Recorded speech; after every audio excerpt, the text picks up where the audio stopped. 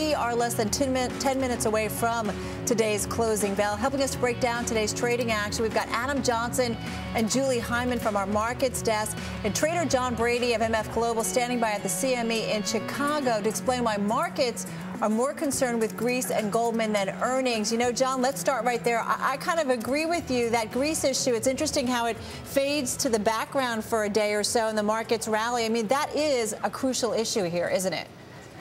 Well, I think it is, Carol, but really what the driver has been, I believe, are some research reports by major investment banks suggesting increased odds that the European Central Bank may in fact initiate its own quantitative easing and support the back end of those sovereign curves, specifically Spain, Greece, and Portugal. And thus, that gave the market a little bit of calm today, as that option, that nuclear option, as it's referred to, is certainly on the table. So the euro currency did bounce a little bit today, but really the performance of U.S. equities has been very, very positive in light of the fact that Goldman did the testimony earlier this week battered them, but did not knock them down. And of course, energy earnings were rather impressive as well today.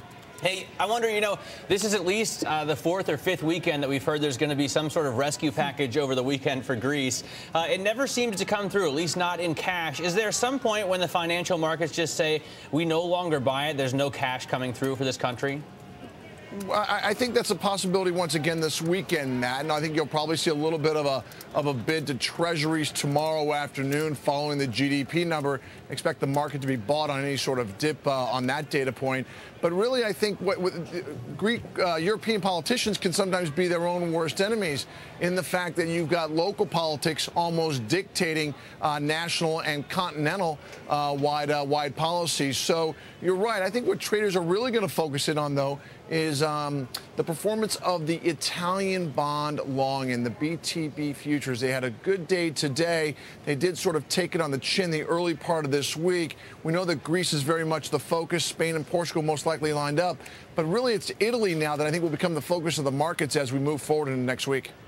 All right, John Lynch, you're joining us now on the phone. John is the chief market analyst with Evergreen Investments. So, John, we're talking a lot about Greece and the importance of that issue right now and potentially the contagion. Where do you think Greece fits into all of this, and what's your outlook in terms of how it plays out? Well, I think it certainly should be top of mind for all investors when we see the equity market up 1.5% today. You know, day after Spain was downgraded. And we've seen this parade before, and I think equity investors should be very mindful of the potential for increases in global borrowing costs. You know, we've had an awful lot of foreign governments, you know, create a lot of stimulus, and at some point we're going to have to pay for it. And it would appear that the financing of that will be at higher interest rates. So it is a challenge. Do you think, John, that the problems in Greece are priced in? We did see on Tuesday almost 2.5% drop in the S&P, but that seems to be the only negative fallout from the downgrade to junk. Yeah, I'd like to say Tuesday did it, but I'm not convinced that's the case. You know, we have quite a tug of war going on. We've seen extraordinary profit growth. We're seeing very solid sales growth, which has helped driving a lot of the money that's been on the sidelines. But I think, you know, investors need to appreciate that if you're going to discount strong earnings at a higher interest rate, that should result in lower stock prices. So, you know, we're about 1,200 right now. I think we're fairly valued in that 1,250 range. Technicals, I think, could get us up to 1,300. But we have to be very mindful of some of the support levels, which I would characterize the most major support levels are 1150 and 1120. You know, John, I want to go back to you, John Brady, because you said, more importantly, the things to kind of keep a watch on are Greece and Goldman Sachs. We talked just a lot about financials. Julie talked with Bill Miller in terms of his holdings in Goldman. He still likes it. He's holding on to a lot of the financials.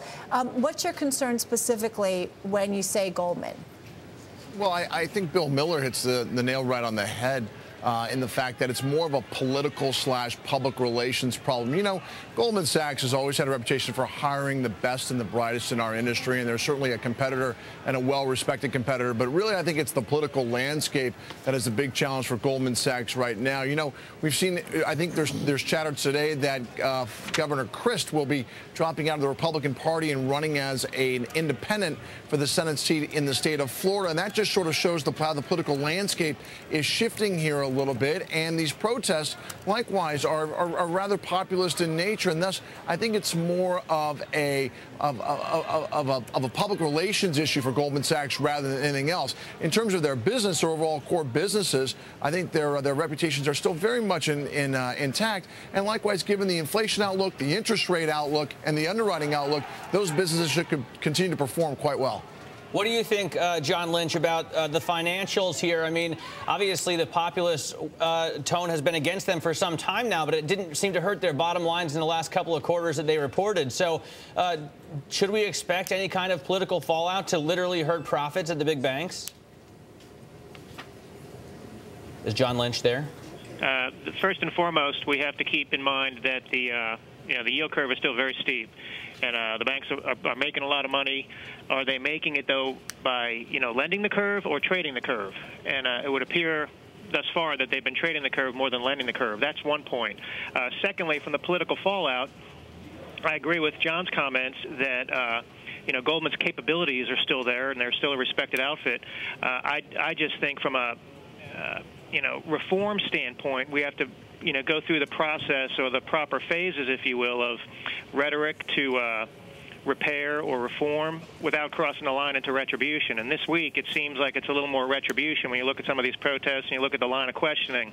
I think as cooler heads prevail, we have to make sure, yes, we find some degree of reform without turning, if you will, the markets into an index fund. We still have to be able to value innovation and growth and find a proper price for that. Do you see, though, any kind of retribution in the financial regulatory reform? I mean, a lot of people have said it's pretty watered down compared to what it was originally supposed to be, and it looks like it continues to get even more watered down as the Republicans allow it to come down to the floor for debate.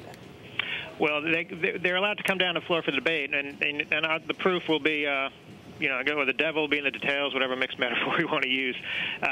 But to the extent it's watered down without crippling, again, the ability to price innovation, to have a free market, if you will, that's really the key. We can't cripple this thing, and it's my hope, and I think the hope of most investors, that we're able to find some sort of common ground.